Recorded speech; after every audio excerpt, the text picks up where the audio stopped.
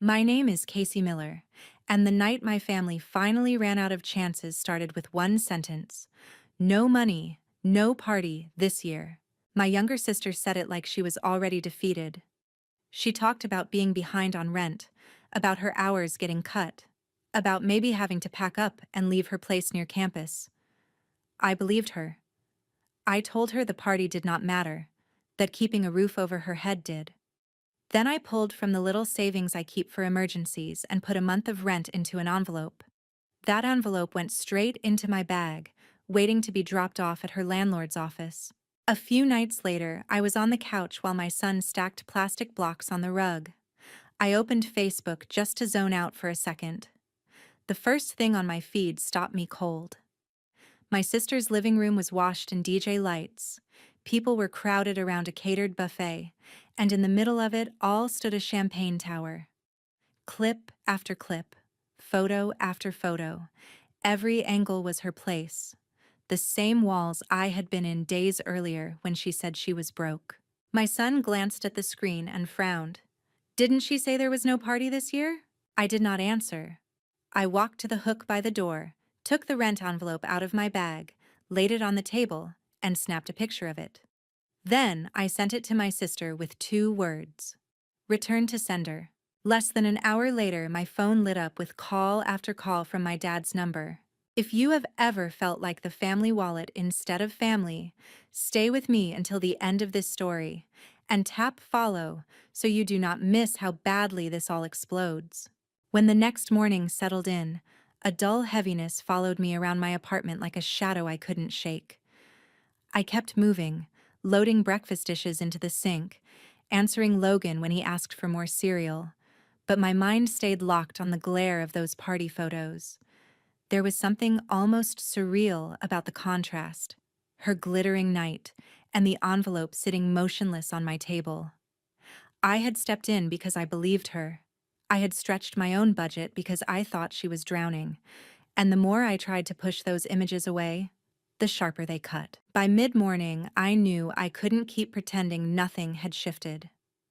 The weight of what I'd seen demanded clarity, even if I didn't want to face whatever that clarity would reveal about my younger sister, Kelsey Miller. Talking to her had always required a kind of emotional bracing, as if every conversation carried the risk of turning into a tangled set of excuses and guilt. But ignoring everything wasn't an option. That envelope, and everything behind it, was still in my hands. I slipped on a jacket, mostly to give myself something to do with my shaking hands, and sat at the edge of my bed. That was the first moment it hit me how easily trust inside a family can be chipped apart. One lie, one manipulation, one performance of helplessness. It all added up in ways that left a person questioning their own judgment. I hated that feeling, the sense that I had been played not by a stranger, but by someone who grew up under the same roof, ate at the same table, and once cried on the same nights I did. The hum of a notification broke the silence. I didn't look right away. I already knew who it was. My phone kept lighting up with her name, each buzz tightening something inside my chest. I wasn't ready to speak to her, not when my head was still replaying those flashing colored lights that filled her living room. What bothered me most wasn't the party itself. It was the ease with which she had spoken about hardship, how natural it seemed for her to lean on me without hesitation, and how casually she had celebrated behind my back. Later that afternoon, after Logan settled with his homework, I stepped outside for air. The crisp wind bit at my face, grounding me in a way I desperately needed. Standing on the stairwell of my apartment building, I stared out at the row of student houses across the street. The same kind of houses Kelsey lived among. The same environment where parties like the one she hosted were practically currency. Maybe that alone should have warned me. Maybe I ignored every instinct because I kept wanting to believe she'd finally grown out of the chaos she carried with her everywhere she went. That thought stung more than anything else. I had given her the benefit of the doubt too many times, and each time I told myself it would be different. But nothing ever changed. Her crises always arrived neatly packaged, dramatic enough to pull attention, desperate enough to pull sympathy. And I always stepped in, partly because I loved her, partly because I didn't want to see her fail, and partly because I had been conditioned to believe that protecting her was somehow my responsibility. As I stared at the street below, another realization crept in quietly. The party wasn't an accident. It wasn't a misunderstanding. It wasn't something she had been pressured into. It was a choice. A deliberate, calculated choice. She chose celebration over honesty, appearance over integrity, indulgence over stability. And she did it knowing exactly where her rent money had come from. My throat tightened with a mix of anger and something heavier. Grief, maybe. Grief for the version of her I kept hoping would show up someday. Grief for the idea that family meant the same thing to both of us.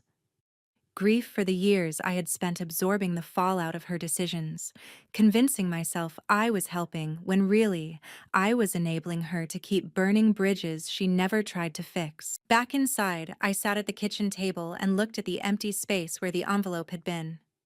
Removing it had felt like taking back a part of myself I had given away without thinking.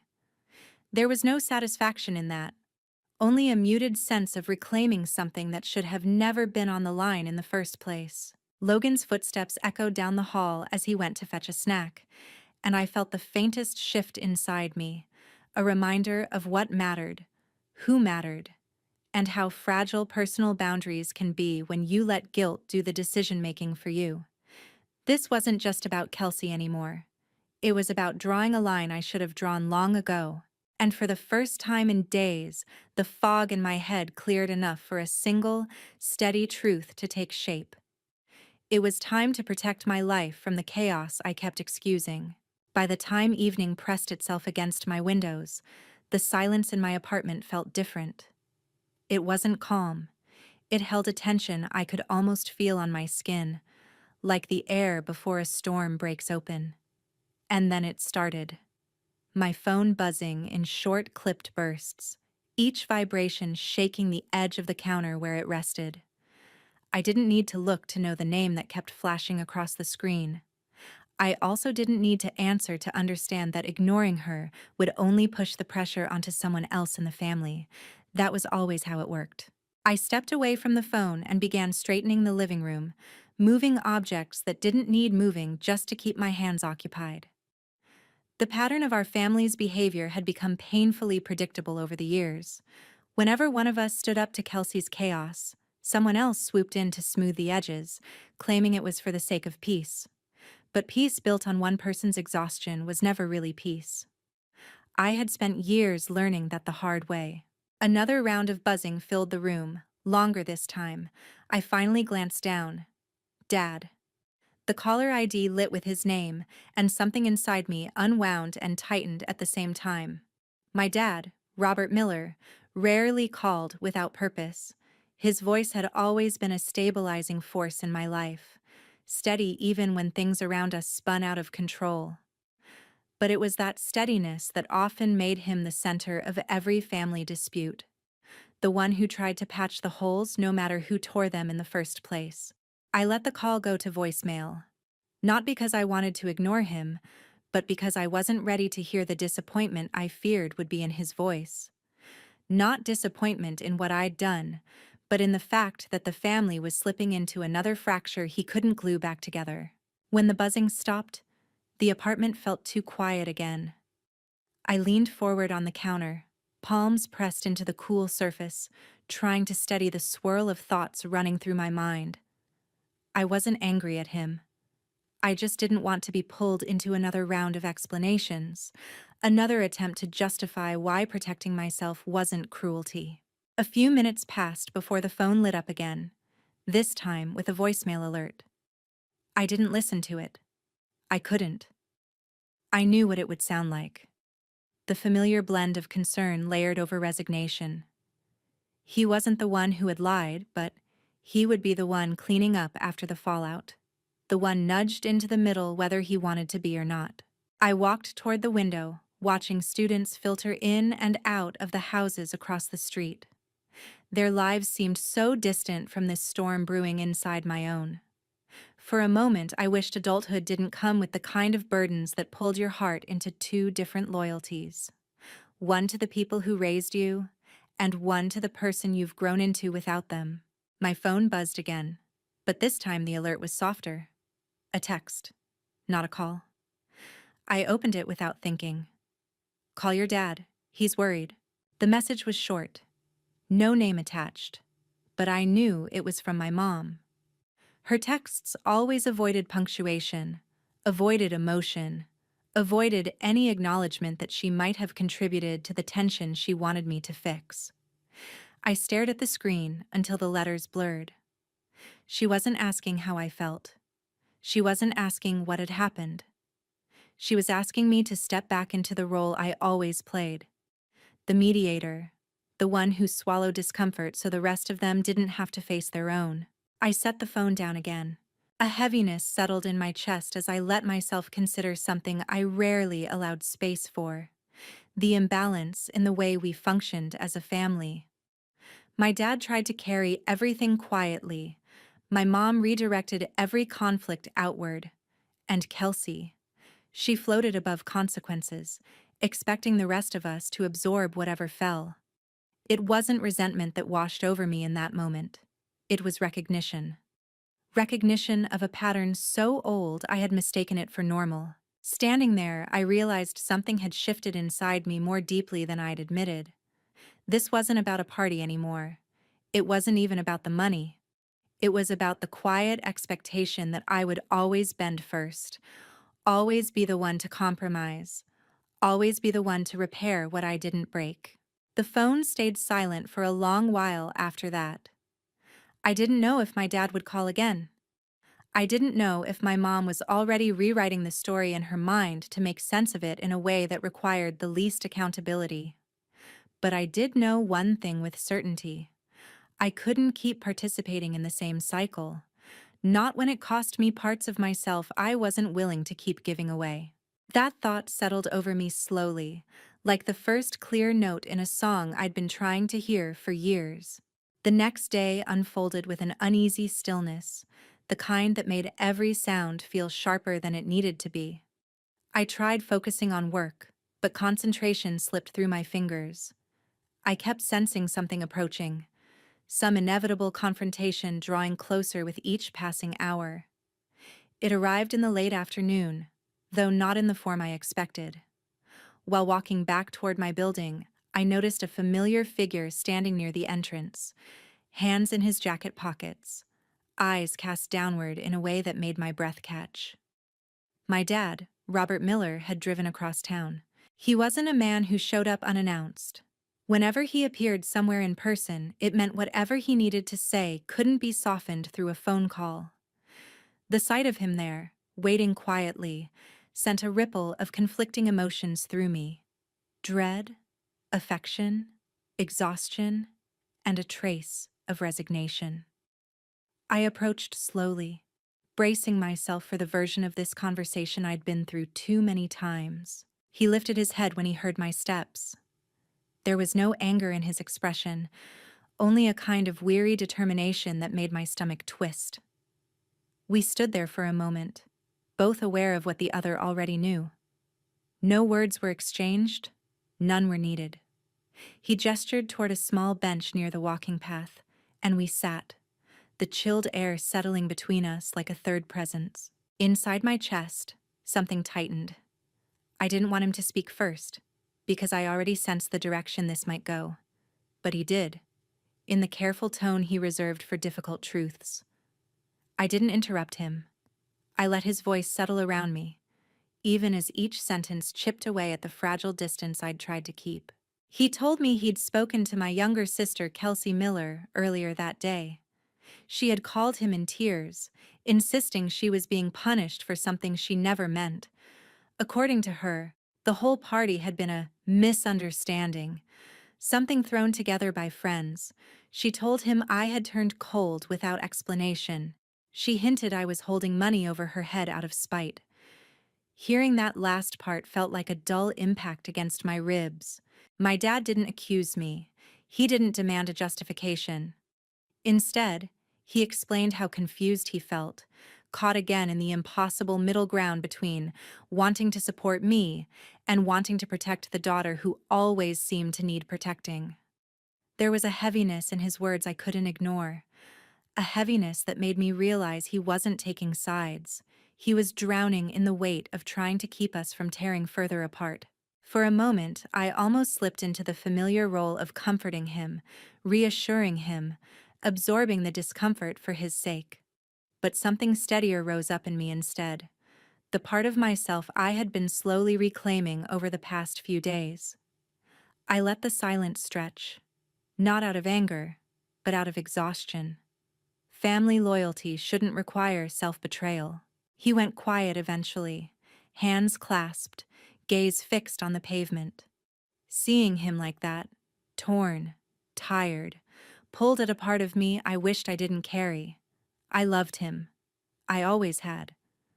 But loving him didn't mean sacrificing my boundaries to ease his discomfort. That was a lesson I had avoided learning for far too long. As we sat there, the wind picked up, brushing past us in short bursts. I felt its chill cut through my jacket, grounding me in the moment. A part of me wished that explaining everything would magically realign our family, that clarity would fix what had been broken for years. But clarity only works when both sides want to see the truth. And right now, I wasn't sure anyone besides me was ready to face it. My phone vibrated inside my pocket, and I took it out without thinking. A message blinked on the screen, a notification from my mom, Patricia Miller. I didn't open it. The preview alone was enough to feel the familiar pressure building. A few vague words urging unity, brushing past the impact of what had happened, nudging me toward forgiveness for the sake of appearances. I slipped the phone away and let out a slow breath. The pattern was unmistakable now. The more I stepped back, the more everyone expected me to step forward again. They weren't responding to the truth. They were responding to the disruption of the roles we'd been quietly assigned. I wasn't angry about that realization. I was tired, deeply tired of being the one who held everything together just because I knew how. Somewhere behind us, a car door slammed, startling a group of students walking by. Their laughter drifted into the air, carefree and unbothered. For a brief second, I envied them. Not their youth, but the simplicity of problems that didn't involve untangling years of emotional obligation. My dad exhaled next to me, a long, quiet breath that carried its own resignation. I didn't know what he expected me to say, or if he expected anything at all. All I knew was that whatever came next would demand a strength I wasn't sure I still possessed. Later that evening, a faint knock cut through the stillness in my apartment. It wasn't sharp or impatient. It was the kind of knock someone uses when they hope for a softer version of what's waiting on the other side. I froze for a moment, already sensing who it was before I even reached the door. When I opened it, my younger sister, Kelsey Miller, stood there, wrapped in a sweatshirt, hair pulled into a loose tie as if the weight of the day had worn her down. Her eyes flicked past me, scanning the apartment as though she expected evidence of something she could argue against. I kept the door open just wide enough to show I wasn't shutting her out, but not wide enough to pretend everything was fine.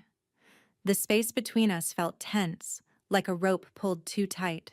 She didn't ask to come in. Instead, she stood on the threshold with her shoulders drawn in, as if rehearsing an explanation she wasn't sure would land. I could feel the narrative already forming in her mind, one where she was misunderstood, one where intention outweighed impact, one where responsibility dissolved the moment someone else stepped in to fix the damage. But I didn't speak. I needed to hear what version of the story she had chosen to carry with her. Her expression wavered when she realized I wasn't rushing to fill the silence. Something in that quiet pressed her into discomfort she wasn't prepared for. And for the first time, I wasn't stepping in to make it easier. Standing there, I watched her shift her weight, avoiding my eyes each time her voice threatened to crack. I didn't prompt her. I didn't soften myself. I simply held the moment steady, letting her confront the space she had created between us. It was unsettling to see the sister I once tried to protect look everywhere but at me, as if eye contact alone might unravel the excuses she'd been holding on to. She finally drew in a breath that sounded like surrender and reached into her pocket. A phone emerged, her screen already open to a conversation thread. She didn't speak while scrolling, but the pace of her thumb revealed a growing desperation, the kind that comes from knowing a truth is about to expose more than just a mistake. When she handed me the screen, my chest tightened with an instinctive warning. I took the phone, and the glow illuminated the words that changed everything. It wasn't a single message.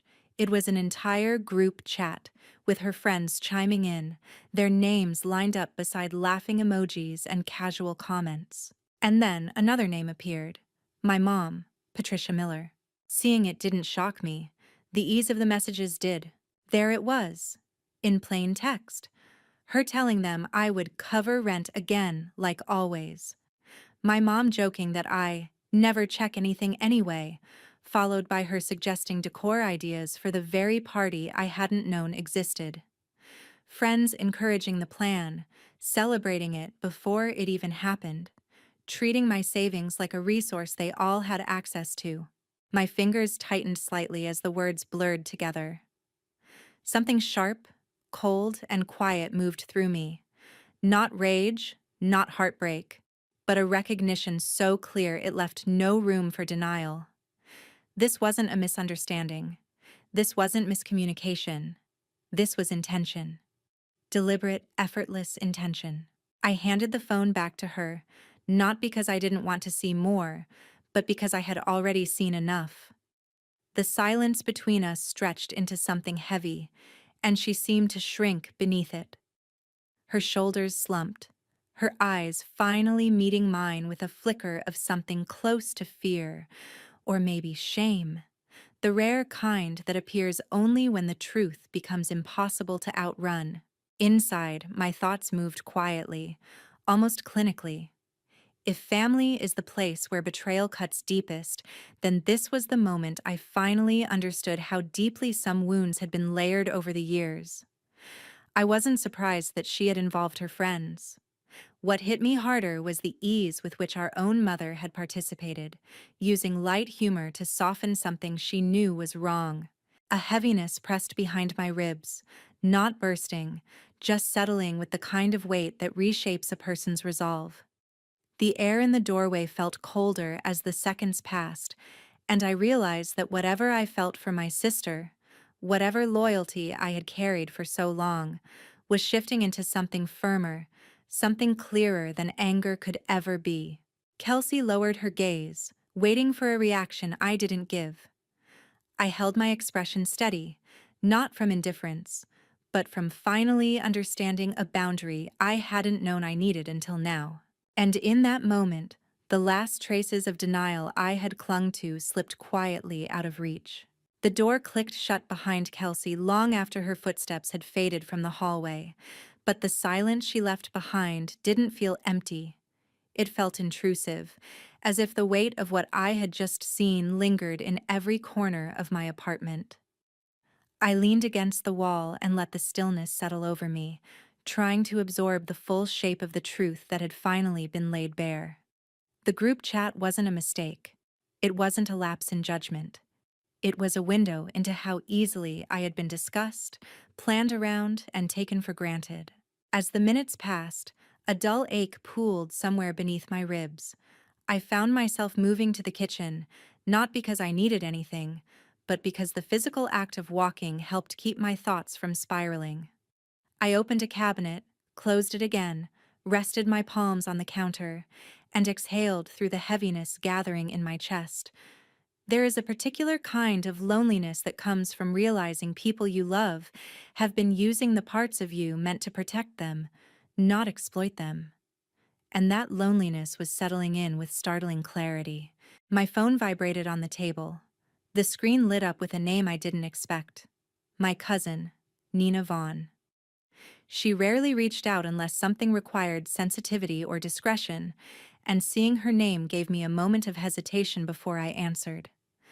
I didn't speak right away. I just listened to her breath on the other end, steady and cautious in a way that told me she understood more than I realized. Her message was brief. She wanted me to know that whispers were already drifting through the extended family. Not about the party, not about the group chat. Those details hadn't reached them yet, but about the narrative Kelsey was spinning to protect herself. Nina didn't repeat every word. She didn't need to. I could hear the shape of the story in her voice, how I had supposedly overreacted, how I had turned cold, how I had made things harder than they needed to be. I thanked her quietly, more out of instinct than thought. When the call ended, the silence returned, but now it carried an edge. It wasn't disappointment or shock anymore. It was clarity. So much of my life had been spent smoothing problems, repairing fractures, stretching myself thin to hold together a structure that was already cracked long before I ever arrived to patch it. And every time I stepped in, I told myself it was kindness, but kindness becomes something else entirely when it is mined instead of shared. I walked into the living room and glanced at Logan's backpack beside the sofa. Bright, small, unassuming. The sight grounded me. That backpack held a future I cared about more than any obligation to the tangled expectations of adults who never learned to take responsibility for themselves. I couldn't allow him to grow up watching me absorb damage as if it were a normal part of family life. Children learn by observation, not instruction. And I needed him to see a version of me that understood boundaries, not one constantly crushed under guilt. The hours moved slowly after that. At one point, my phone buzzed again with a string of messages, none of which I opened. I didn't need to read them to know what they contained. There would be familiar tones, urgency disguised as concern, manipulation wrapped in half apologies, attempts to pull me back into the rhythm they preferred. The rhythm where I fixed what others broke and carried what others dropped. A quiet steadiness spread through me as I realized I didn't feel compelled to respond. Not out of spite, not to prove anything, but because I no longer recognized myself in the role they expected me to play. It was strange, almost peaceful, to let a boundary stand without constantly defending it. Sometime later, as dusk softened the edges of the room, I sat down on the arm of the couch and allowed myself a moment to breathe without interruption. No calls ringing through the apartment, no footsteps approaching the door. No immediate crisis demanding a reaction, just a rare stillness I hadn't felt in years. There is a moment in every breaking point where something shifts. Not loudly, not dramatically, but quietly, as if your own mind finally aligns with the truth you've been avoiding. That moment settled into me now, cool and steady. I wasn't responsible for Kelsey's choices. I wasn't responsible for repairing the image she fractured. And I wasn't responsible for managing the discomfort others felt when the truth didn't fit the version they preferred. For the first time, the thought didn't feel harsh. It felt necessary. And for the first time in a very long while, I felt the faint edge of certainty taking root. Certainty that the path forward would demand distance, not negotiation. By the time the chaos around my sister stopped filling every corner of my day, a different kind of pressure settled in. I knew that if I didn't draw a clear line now, I would slide back into the patterns that had worn me down for years. One night, after my son was asleep, I sat at the table with my phone and opened the family group thread. The chat held birthdays, small talk, and, under all of it, the unspoken rule that I would step in whenever someone needed bailing out. I wrote one message. I said I would not be lending money, paying bills, delivering envelopes, or acting as anyone's financial backup anymore. I said I was responsible for my own home, and that everyone else needed to be responsible for theirs. Then I hit send. Nothing dramatic happened, but I felt a steady sense of alignment, like my actions had finally caught up to what I already knew was necessary. The replies came quickly. My mother sent long messages about how families are supposed to stick together and how life is expensive. She did not mention lies or parties. My sister followed with complaints about how hard things were, how abandoned she felt, how I had chosen a convenient moment to turn my back. She skimmed past her own choices like they were a detail that didn't count. Reading their words, I felt the old instinct to explain myself, to smooth it over, to prove I was not cruel. This time, I let the instinct pass. I set the phone down and left the messages unread for the rest of the night. Their disappointment belonged to them now. In the weeks that followed, pieces of information reached me through relatives. I heard that the landlord near campus had grown tired of excuses and late payments. Eventually, my sister had to leave the house she had been so eager to showcase online and move into a cheaper room farther out, without the crowd or the glitter she had tried to build her image on. I didn't feel satisfaction when I heard that. I didn't want her to fail, but for the first time, the fallout from her decisions landed on her instead of on my savings. You cannot keep cushioning someone from impact and then be shocked when they never learn how to stand. Meanwhile, my mother tried to reassemble the old picture. She sent messages about holidays coming up, about how nice it would be all together again. Every invitation stepped around what had actually happened. The expectation was simple. I was supposed to let it go for the sake of appearances. My answers stayed short. I said I wanted stability for myself and for my son, and that I wasn't willing to sit in rooms where my boundaries didn't matter. I didn't re-argue anything, I just refused to show up on cue. Inside my own home, the absence of constant crisis made more of a difference than I expected. My phone stopped feeling like a trap door. I could plan my budget around our needs instead of other people's emergencies. When my son talked about his day, my attention stayed with him. We built new rhythms, simple meals we cooked together, a movie we watched because it made him laugh, walks where we talked about his plans instead of other people's mistakes. Looking back, I can see that the real shift wasn't in my sister or in my mother. It was in me. I stopped confusing being needed with being valued. I stopped calling self-erasure loyalty. I started treating my time, money, and peace of mind as things worth protecting. If there is a lesson here, it is that boundaries are not punishments. They mark where your responsibility ends and someone else's begins. Saying no did not mean I stopped caring. It meant I stopped carrying what was never mine. My sister may never admit what she did. My mother may never look straight at her part in it. The story they tell other people may always sound softer than the truth. But I can live with that. In my home, my son is seeing something different. A version of family where love is not measured by how much damage you can absorb, and where helping someone does not mean funding their refusal to grow. I did not get a dramatic apology or a perfect reunion. I got distance, quiet, and a life that finally feels like it belongs to me.